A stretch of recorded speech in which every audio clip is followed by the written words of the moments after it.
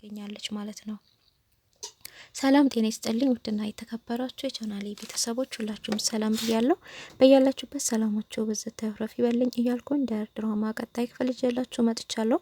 ባለፈው ክፍል እንግዲህ አቶ አምናና ወይዘሪት ጄሪ ቀለበት በሚያደርጉበት ፕሮግራም ላይ ነበረ ስጦታ ከውጭ የተላከላቸው ስጦታም እንግዲህ በጣም ትልቅ ነገር ስንጠብቅ የተቆረጠ የሰው እጅ ነው ያገኘ ነው ማለት ነውና እንግዲህ ሁሉም በጣም ተደናግጠው ነበረ። ያን ነገር እንግዲህ ማን እንዳመጣው እስካሁን ድረስ ምንም የታወቀው ነገር የለም። እንግዲህ ሁላችንም ይህን ነገር የምታደርገው ሲፈናት ብለን እየጠረጠርን እንገኛለን ማለት ነው። ምክንያቱም ሲፈን ይሄ ነገር በተገኘ በነጋታውም ምንድነው ያደረገችው? እጇን መልሳለች ማለት ነው። እጅ ቆርጣ ወደ ቤት አስገባች ማለት እጇን በእጇ መልሳለች ማለት ነው። እንግዲህ ወይዘሮ ሰማል እንደምናየው ከሆነ የሲፈንን እና ከዚህም በፊት እሷ ናት ይመስለኛል የገደለችው። ነገር ግን ልጅቷም ያው እጇን በእጇ ለመመለስ የሚያመለክት ነገር ይመስላል ይሄን ነገር ያደረገችውና ነገር ግን ሚስጥሩ ምንም የታወቀ ነገር ባይኖርም ሰው ሁሉ ተመካክሮበት ነበርና ማን ነው ይሄንን ሊያደርግ የሚችለው? ማን ነው? ከውጪስ እናንተ ቀለበት እንደምታደርጉ ፕሮግራም እንዳላቸው ማን ነው የሚያውቀው? በማለት እንግዲህ እየተጠያየቁ ነበር እርስ በራሳቸው። ግን ምንም አይነት ሊታወቅ አልቻለም። ወይዘሮ ሰማልም እንግዲህ አምናን ለብቻው ጠርታ እንግዲህ ማኑ እንደዚህ የሚያደርገው ብለህ ታስባለህ ብትለው እሱም አላቅም፣ አንቺ የምታውቂው ነገር አለ ማየ ቢላትም አይ የምጠረጥረው ነገር አለ ብለው ነበር። እሷም ማለት ነው እሱም አለ እማውቀው ነገር የለም እማዬ፣ አንቺ የምታውቂው ነገር ታለ ንገሪኝ ነበር ያላትና እሷ ምንም የማውቀው ነገር የለም ወጭ ብቻ እየፈራው ነው፣ ለመተኛ ራሱ እየፈራው ነው እያለችው ነበረ። እሱ እማዬ አትፍሪ፣ ምንም የሚያስፈራሽ ነገር የለም እኔ ያለሁልሽ እያላት ነበረ። ነገር ግን ሊሄድ ስልኳን አይታው መጥገብ አልቻለችም ነው በተደጋጋሚ እየጠራችው አምናንዬ ራስህን ጠብቅ እያለችው ነበረ። እሱም ቅር እያለው ነበር ካጠገቧ ልሂድ አልሄድ እያለ እየሄደው ነው። በዛ መሀል ነበረ ሲፈን ስቅስቅ ብላ እያለቀሰች ነበረ ማለት ነውና እናቴን አጥቼ ያለ እናት አድጌ ያለ ቤተሰብ ብቻዬን ቀርቼ እንደዚህማ አልተዋትም ያሰናበታታለሁ እቺን አሮጊት እያለች ነበረ ማለት ነውና እንግዲህ እንዳለችው ቀጥታ ወይዘሮ ሶማሌ የተኛችበት ክፍል ነበር ሄዳ በፊቷ ነበር ፊቷ ላይ ግጥም በማለት አወቅሽኝ ነበር ያለቻት። አዎ አውቄሻለሁ ሲፈንሽ አይደለ ነበር ያለችውና አዎ አላወቅሽኝም ሲፈን ነው እንጂ አንቺ የምታውቂያት ትክክለኛ ማንነቴን አታውቂኝም። በጣም ትንሽም ብሆን የልጅነት አይምሮ ላይ ተቀርጸሽብኛል። በደንብ ነው የማውቅሽ አንቺ አታውቂኝም በማለት እንግዲህ የእናቷን ስም ነበር የነገረቻት እና እሷም በጣም ነው የደነገጠችው። እና እንዴት እዚህ ቤት ልትመጪ ቻልሽ በምን ብትላትም እንግዲህ ያው እናቴ ልካኝ ነው እዚህ ቤት ነበር ያለችውና እናቴ ልካኝ ነው እዚህ ቤት የምሰራው ብዙ ስራ አለኝ በማለት እንግዲህ ያው ሲፈንም አይሆን ውሳኔ በጣም ከባድ የሆነ ውሳኔ ነው እንግዲህ የወሰደችው እርምጃ ወይዘሮ ሰማሌ እንዳትመለስ ነው በቃ ከመጨረሻው እንግዲህ በትራስ እፍን በማድረግ ማሰናበት ትችላለች ማለት ነው። ወይዘሮ ሰማሌን ግን በዚህ ላይ ከመጨከን አልነበረባትም ሲፈን ማለት ነውና ያው መጨረሻ ላይ ሲታየው ወይዘሮ ሰማል በህይወት የለችም። ያው የመድኃኒቱ መመረዝ ነው በማለት ያው ሁሉም ሰው ግራ ተጋብቶ ነበርና ነገር ግን እህቷ ነገሮቹን ሁሉ ጥብቅ አርግታ ይዛ ትገኛለች። የእህቴን ደምማ ማውጣት አለብኝ፣ እዚህ ቤት ያለችውን እያንዳንዷን በራሴ መንገድ እፈትሻታለሁ እያለች ትገኛለች። እንደዚሁም እንግዲህ እዚህ ቤት አክስትክ በምን ምክንያት ነው የመጣችሁ? ሜርሲ ከመቼ ጀምሮ ነው የመጣችሁ? እንደዚህ ውስጥ ደግሞ ከእህቴ ጋርስ እንዴት ነበሩ? እያለች አቶ አምናን እየጠየቀችው ነበርና አቶ አምናንም ሜርሲ እዚህ ቤት በመምጣቷ እማዬ በጣም ደስተኛ ናት፣ አቀባበልም ጥሩ አቀባበል ነበር የተቀበለቻት እና ምንም ችግር የለባቸውም በእነሱ መካከል ነበር ያለውና እና መቼ ድረስ ነው እዚህ የምትቀመጠው? ለምንድን ነው የመጣችውን ብላ እንግዲህ ብትጠይቀው ከኛ ጋር ለመኖር ነው ብሎ ነበርና አይመስለኝም እቺ ጭፍራ ራስ እሷ ከሆነች እህቴ እንደዚህ ያደረገችው አለቃትም ነበር ያለችው። ነገር ግን ሜርሲ ምንም አልመሰላትም። በጣም እንዶ ሲያለቅሱ ራሱ ሙድ እየያዘች ነበርና እንደውም ለወንድሟ ልጅ ነው ቦታ እየሰጠች ያለችው እሷ የወንድሜ ልጅ አንድ ነገር ቢሆን እችን አሮጊትም አንገቷን ቆርጬ በር ፊት ለፊት ነው ማስቀመጣት ነበረ እያለች ያለችውና ነገር ግን ሰው ሲያለቅስ ሶፍት እያወጣ ለሰው እንደ መስጠት ምናምን በቃ ማለት ሙድ እየያዘችባቸው ምናምን ነበርና ትልልቅ ሰዎች ግን ዝም ብለው እያዩት እየታዘቧት ነበርና የእሷም እጅ እንዳለበት እንግዲህ ይሄ በትክክለኛ የራስ ሰዎች እያዩ ያሉት እንግዲህ ታዝቧታል ማለት ነውና እህትዮችን ሰውማ አጥብቄ መያዝ አለብኝ በማለት አንዳንድ ጥያቄዎችን እየጠየቀቻት ነበርና እሷም በጣም ፍርሃት ውስጧ ይገኛል ማለት ነው። እና አንቺ አትሄጂም ያውን እዚህ ምትሰሪያለሽ ከዚህ በላይ እዚህ መኖር አለብሽ እንደ እያለቻት ነበራቷን ና እሷም የትም አልሄድም የእህቴ ልጅ አምናን በጣም ሰው ያስፈልገዋል፣ በጣም ድሪት መደረግ አለበት፣ ስለዚህ ብቻውን ትቼ የትም አልሄድም እያለቻት ትገኛለች ማለት ነው። ጄሪም እንግዲህ ምንም በቃ ማጽናናትም አልቻለችም። በጣም በሚገርም ሁኔታ የሚበላ ላምጣልህ ነበር ያለችው። ርቦት የሚያለቅስ ሕጻን ልጅ መሰላት። ጡንጦ ላምጣልህ አለማለቷ ራሱ እና እሱም ዝም ነበረ። ወይኔ ዝም አለኝ ምናን እየኮ መልስ አልሰጠኝም እያለች ስትነፋረቅ ነበረ ማለት ነው። እና ያው ቢሆንም ግን ያው እያስመሰለች እንደሆነ እሷ ራሱ ይታወቅባታል ማለት ነው። ያው በስተመጨረሻም እንግዲህ ወይዘሮ ሰማሌ ወደማይቀረው ቢያሰናበቷቸውም እህትየዋ ግን ይሄንን ነገር ማወቅ አለብኝ እያለች ትገኛለች። እና እንደዚሁም እንግዲህ ብሌንም ራስህን ጠብቅ አቶ አምናን እያለችው ነበረ። ምክንያቱም እዛ ቤት ከውጭ ጠላት እንዳልመጣ በደንብ ጠንቅቀው ስለሚያውቁ እሷም የምታውቀው የራሷ የምትጠረጥረው ነገር ስላላት ነው። እና ደረጃ ላይ ቁጭ ብላ እንግዲህ ወደ እሱ ክላስ መግባት ፈርታ ነበረ። ደረጃ ላይ ቁጭ ብላ እንቅልፍ ይዟት ነበረ ውጭ ላይ ተቀምጣና እሱም ከክላሱ ሲወጣ እንግዲህ ተመለከታትና ብሌን ወደ ክፍልሽ ግቢ ተነስና ብሎ ነበር ያላትና እሷም እሺ አቶ አምናን ደህና ነህ አይደለ ግን ራስህን ጠብቅ ነበር ያለችውና እሱም ለኔ አትቸገሪ ችግር የለውም በማለት ነበረ የመለሰላትና ወይዘሮ ዛህራ እንግዲህ በጣም አዝነዋል። እንግዲህ እጦርሻለሁ እያለችኝ በስተርጅና እኔ ራሱ አስታመማት ነበርኩ ዝም ብላ እኮ ነው ቾኮላ ሄደችው እያሉ እንግዲህ ያለፈውን ትዝታዎች ራሱ እንግዲህ እያነሱ እያለቃቀሱ ነበርና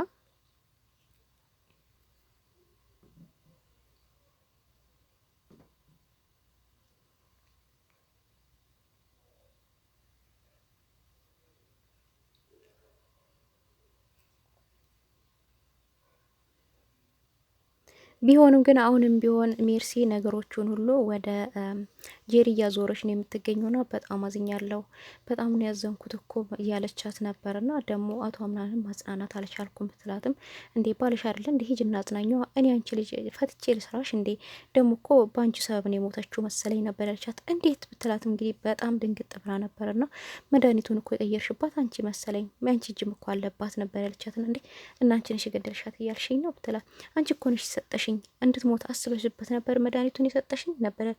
አይ አንቺ ሰው እኔ ሀዘን ላይ ነኝ ያለሁት አሁን ይሄን ጭቅጭቅሽን አልፈልግም፣ ለማንኛውም እጅሽ እንዳለበት አትርሽበት እያለቻት ነበረ። ነገሮቹን ሁሉ ወደ ጄሪ እያዞረችው ትገኛለች። ነገሮችን እየጠመጠመች ነው ማለት ነው ሜርሲ። ብቻ መጨረሻቸው እየከፋ ነው የሚሆነው የሜርሲና የጄሪ ማለት ነው። ግን በጨረሻ ላይም ተጣልተዋል ማለት ነውና እየተጣሉትም እንግዲህ እርስ በራስ አለመግባባት ነው ማለት ነው። በዛ መሀል እንግዲህ እንዴት እንደዚህ ትናገረኛለች? መድኃኒቱን እኮ የሰጠሽኝ አንቺ ነሽ በአንቺ ምክር ነው እያለቻት ትገኛለች። እና እሷም እንግዲህ እንዴት ነው እንደዚህ የምትናገሪ? እንግዲህ የሚያማክራት አታኳን ሲፈንን እያማከረቻት ነበርና ሲፈንም ምን ላርግ አቶ አምናን ለማጽናናት ፈልጌ ነበረ ግን ፈራው እያለቻት ነበር። ባልሽ አይደለ እንዴ ምንድን ነው የምትፈሪው? አንቺ ያላጽናናሹ ማን ሊያጽናናው ታዲያ? ግቢና አጽናኙ እንጂ ነበር ያለቻት።